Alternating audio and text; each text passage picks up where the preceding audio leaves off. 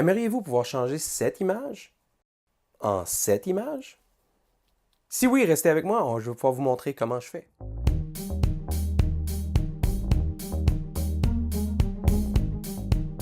Bonjour tout le monde, c'est encore moi, Richard Dinel.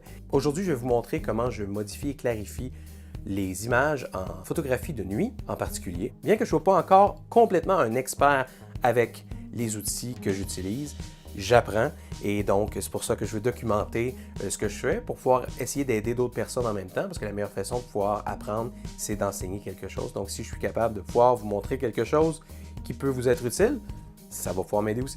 Donc sans plus attendre, on va se diriger vers l'ordinateur et je vais pouvoir vous montrer comment je fais ça.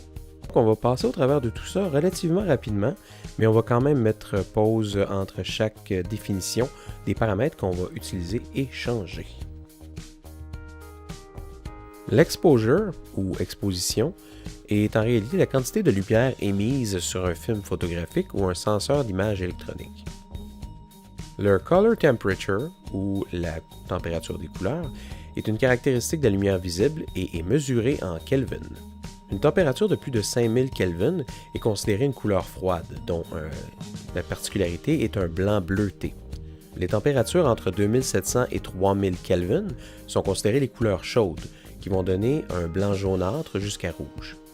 Ici, l'analogie fait allusion à la lumière émise par une lampe incandescente et non pas à la chaleur de cette lumière-là.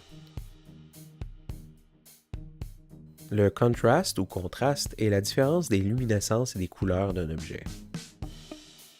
Les blacks ou noirs affectent les parties plus sombres de l'image et les rend plus foncées ou plus pâles.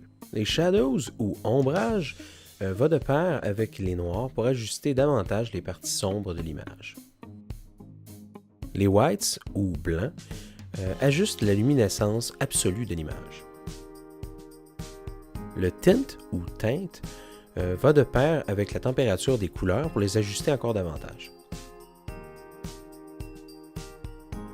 Le clarity ou clarté change le contraste mais seulement dans les tons moyens. Le vibrance ou vibrance va de pair avec la saturation pour un ajustement plus fin sans être aussi agressif que la saturation telle qu'elle. La vibrance protège aussi les tons de la peau contre la sursaturation. La saturation ou saturation rend toutes les couleurs plus riches et plus brillantes, tout en même temps. Et donc avec ça, si on le pousse au maximum, on peut mettre les couleurs peut-être un peu trop saturées. Et si on enlève complètement la saturation, on obtient une image monochrome. Les courbes RGB ou RVB permettent d'ajuster de façon globale ou individuelle la luminosité des couleurs, le rouge, le vert et le bleu.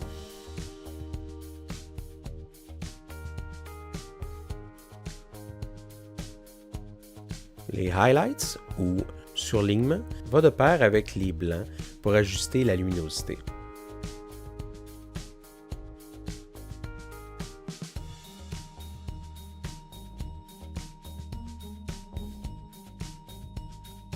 Et voici donc le résultat final de l'image.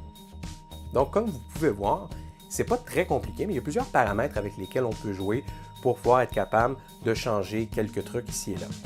Et c'est ce qui termine la vidéo d'aujourd'hui. Si vous avez aimé cette vidéo en particulier, n'oubliez pas le petit bouton like en bas, ça fait vraiment une différence. Et n'oubliez pas de vous inscrire à la chaîne aussi pour pouvoir avoir les autres vidéos. Donc ma question d'aujourd'hui, c'est est-ce que vous avez déjà utilisé ces genres d'outils-là ou si vous avez d'autres trucs ou outils que vous utilisez pour accomplir des tâches similaires et juste à les partager dans les commentaires, on va pouvoir apprendre ensemble. Et jusqu'à la prochaine fois, ciao!